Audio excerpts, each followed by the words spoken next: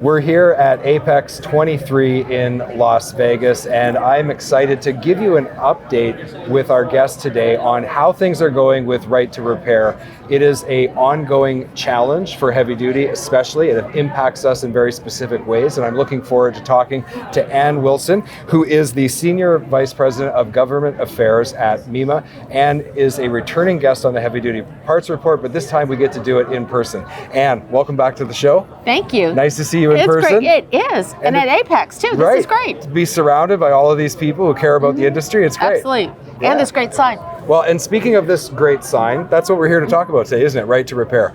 You gave us some really great information in our previous conversation, but that was almost a year ago, maybe even a little more than that. And we'll include links in the show notes so that you can go back and listen to that conversation. But today I'd like an update from you, if at all possible.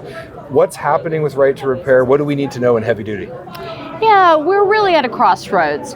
We have a piece of legislation introduced to the United States Congress, the United States House, HR 906, and it actually provides the right to repair, so data access to consumers or their designees for repair and maintenance of vehicles. And the important part is it includes light vehicles, so our individual consumer vehicles, but it also includes heavy vehicles.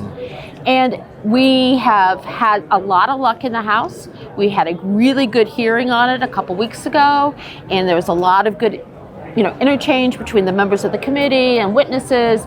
And we think we're going to have what they call a markup on Thursday, which is where they consider the bill and take amendments. So we have a lot of hurdles that we have to go through before it reaches the floor of the House of Representatives. But for your listeners and for your viewers, we need to really consider what this means for the heavy vehicle industry.